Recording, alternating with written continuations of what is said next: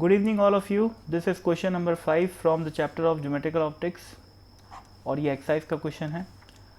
A candle flame 1.6 cm high is imaged in a ball bearing of diameter 0.4 cm. तो ये ball bearing क्या होती है? लोहे की बॉल जो कि ऊपर से पॉलिश्ड होती है. तो पॉलिश्ड होने की वजह से क्या होता है कि बहुत ही शाइन करती है. तो इफेक्टिवली ये एक कॉन्वेक्स मिरर की तरह बिहेव करेगी. ठीक है ना, एज इफ कि अंदर वाला सरफेस जो है वो सिल्वर्ड है. ठीक है, तो आप कोई भी मेटल की शाइनी बॉल देख लेना, वो क्या करती है? चमकती है, जैसे स्टील के बर्तन चमकते हैं वैसे. ठीक है, तो आप ये समझ लो कि ये एक गोल मिरर है. ठीक है, जिसका आउटर सरफेस कैसा है? रिफ्लेक्टिंग है और अंदर सरफेस सिल्वर्ड है. आप ऐसा अज्यूम कर सकते हो. तो बॉल बियरिंग का सिग्निफिकेंस बस इतना ही है. ठीक है, अब बॉल बियरिंग की जो डायमीटर है वो 0.4 सेंटीमीटर है, तो उसका जो रेडियस है वो कितना हो जाएगा? 0.2 सेंटीमीटर. ठीक है, रेडियस 0.2 सेंटीमीटर हो जाएगा. तो सोचो अब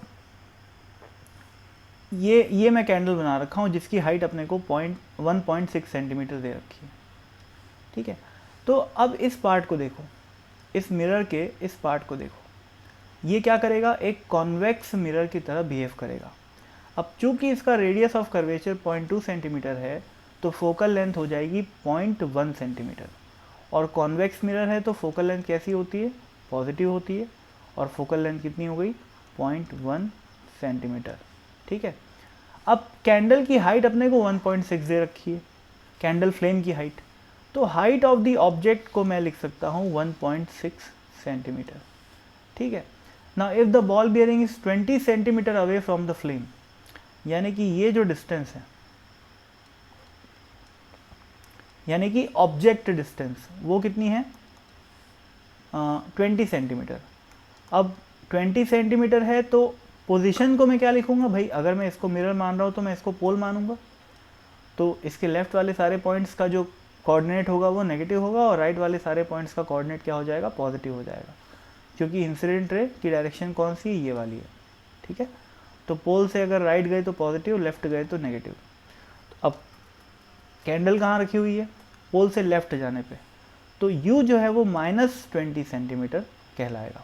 ठीक है, now find the location and the height of the image. तो इस फ्लेम की जो इमेज बनेगी उसकी लोकेशन निकालना है, यानी कि वी निकालना है, और हाइट ऑफ द इमेज अपने को निकालना है.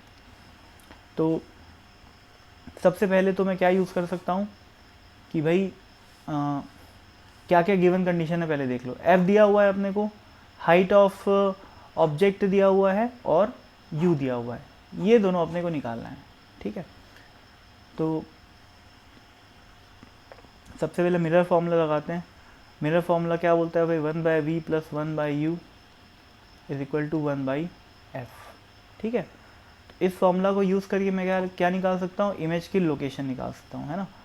तो 1/v + 1/u की जगह क्या रखूँगा? -20 सेंटीमीटर = 1/f, और f की जगह क्या रखूँगा? मैं 0.1 रखूँगा. ठीक, तो इससे 1/v की वैल्यू क्या आ जाएगी?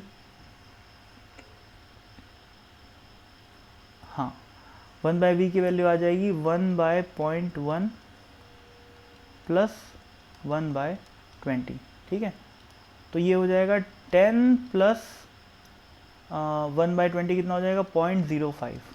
ठीक है, तो 1/v की वैल्यू कितनी आ रही है? 10 + 0.05. तो इस 0.05 को मैं 10 के सामने इग्नोर कर सकता हूँ, तो लगभग 0 मान सकता हूँ. तो 1/v = क्या आया? 10 आया. ठीक है, तो v, ये ध्यान रखना 10 सेंटीमीटर है ना. तो v कितना आ जाएगा? v हो जाएगा 1/10, यानी कि 0.1 सेंटीमीटर. ठीक, ये आ गया अपना लोकेशन ऑफ द इमेज, यानी कि v की वैल्यू आ गई. अब अपने को क्या बोला है भाई? हाइट ऑफ द इमेज निकालनी है ना. तो हाइट ऑफ द इमेज कैसे निकाली जाएगी? एक मिनट, क्वेश्चन नंबर 5 का आंसर 1 mm दिया हुआ है. हाँ ठीक है, देखो आंसर में जो है ना वो 1 mm दे रखा है, तो 1 सेंटीमीटर में कितने मिलीमीटर होते हैं, 10 मिलीमीटर होते हैं। तो इसको मिलीमीटर में कन्वर्ट करने के लिए अपन क्या करेंगे, इंटू 10 कर देंगे। तो इंटू 10 करेंगे तो क्या आ जाएगा, 1 आ जाएगा, और v की वैल्यू 1 mm आ जाएगी। ठीक है, तो ये हो गया। तो ये इस क्वेश्चन का पहला पार्ट कंप्लीट हो गया, लोकेशन ऑफ द इमेज। अब अपने को हाइट ऑफ द इमेज निकालना है। हाइट ऑफ द इमेज निकालने के लिए मेरे को मैग्नीफिकेशन निकालना पड़ेगा। ठीक है, तो मैग्नीफिकेशन निकाल लेते हैं अपन। मैग्नीफिकेशन क्या होता है, दो तरीके से मैग्नीफिकेशन निकाला जाता है। मैग्नीफिकेशन का जो फॉर्मूला है वो क्या है, m is equal to minus v by u. Mirror के केस में, स्फेरिकल मिरर के केस में minus v by u is the magnification. ठीक है, और मैग्नीफिकेशन की डेफिनेशन क्या होती है, height of image upon height of object. ठीक है, तो माइनस वी यानी कि माइनस 0.1 सेंटीमीटर। भाई v की वैल्यू क्या आई, 1 mm आई ना, 0.1 सेंटीमीटर आई ना, तो v की वैल्यू में रख दिया, अपॉन u की वैल्यू कितनी है भाई, -20 सेंटीमीटर। तो -20 सेंटीमीटर is equal to height of image upon height of object. तो इससे हाइट ऑफ इमेज आ जाएगा 0.1 अपॉन 20, ये सेंटीमीटर सेंटीमीटर कट गया, इंटू हाइट ऑफ ऑब्जेक्ट। ठीक है, तो ये कितना हो जाएगा भाई, 1 upon 200 into height of object, और हाइट ऑफ ऑब्जेक्ट क्या है भाई, 1.6 सेंटीमीटर है। ठीक है, अगर मिलीमीटर में कन्वर्ट करूँगा तो क्या करूँगा, इंटू 10 कर देता हूँ, तो अब जो आंसर आएगा वो मिलीमीटर में आएगा। ठीक है, ये 10 और 1.6 क्या बन गया, 1.6 बन गया, सॉरी 16 बन गया, है ना। अब 16/200 बच रहा है अपने पास, तो ये हो जाएगा 8/100। 8/100 करूँगा तो क्या आएगा, 0.08। ठीक है, और यहाँ ध्यान रखो मैं इंटू 10 ऑलरेडी कर चुका हूँ, तो ये आंसर किस में आया है, mm में आया है। ठीक है भाई, तो हाइट ऑफ इमेज जो है वो 0.08 mm आएगी, और हाइट ऑफ इमेज चूँकि पॉजिटिव साइन के साथ आ रही है, तो इसका मतलब जो इमेज बन रही है वो इरेक्ट बन रही है। अब हाइट ऑफ इमेज जो है वो हाइट ऑफ ऑब्जेक्ट से छोटी भी आ रही है। ठीक है ना, तो इसका क्या मतलब हुआ कि जो इमेज है वो डिमिनिश्ड बनेगी। ठीक है, और आपको वैसे भी पता होना चाहिए कि जो कॉन्वेक्स लेंस होता है वो किसी भी रियल ऑब्जेक्ट की हमेशा कैसी इमेज बनाता है, इरेक्ट इमेज बनाता है। और इसका रे डायग्राम आप बनाओगे तो कुछ इस तरीके का बनेगा, एक लाइट रे ऐसी जाएगी, है ना। इसको बाकी सारी चीज़ों को मैं मिटा देता हूँ यहाँ से। रे डायग्राम में ज्योमेट्रिकल ऑप्टिक्स में सजेस्ट करूँगा कि हर बार रे डायग्राम बनाया ही करो। ठीक है, तो हम हर बार रे डायग्राम बनाएंगे ही बनाएंगे। तो ये जो लाइट आ रही है, लाइट रे आ रही है, वो टकरा के कहाँ से पास होती है, फोकस से, है ना। अब एक्चुअल में तो फोकस से पास हो नहीं सकती, क्योंकि फोकस तो कहाँ पर है, यहाँ पर है, पर ऐसा लगता है कि फोकस से आ रही है टकराने के बाद, तो ऐसी आती है। ठीक है ना भाई,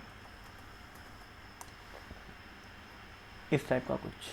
ठीक है, अगर इसको मैं पीछे की तरफ एक्सटेंड करूँगा तो ये फोकस पे जाके टकराएगी। ठीक है, तो ये एक रे हो गई।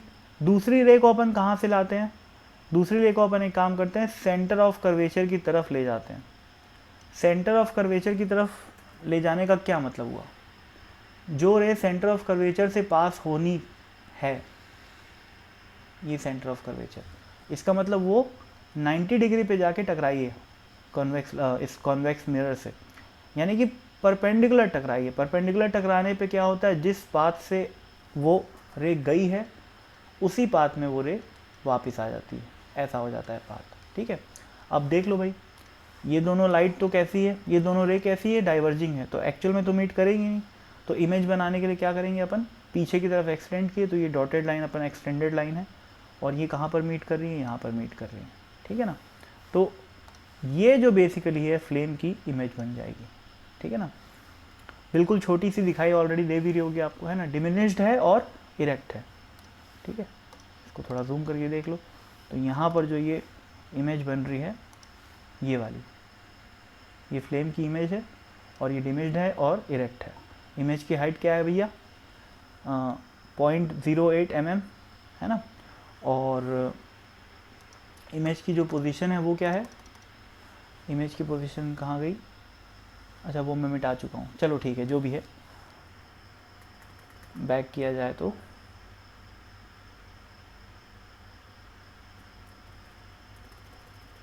पता नहीं यार कहाँ घूम गया, चलो ठीक है, वो तो आप ला ही चुके हो है ना। v is equal to okay 0.1 centimetre था, हाँ, तो यानी कि 1 mm, याद आ गया, 1 mm पे जाके इमेज बन रही, यानी कि बिल्कुल पास में ही बनेगी, ठीक है, जो कि रे डायग्राम से अपने को वैसे भी क्लियर हो गया।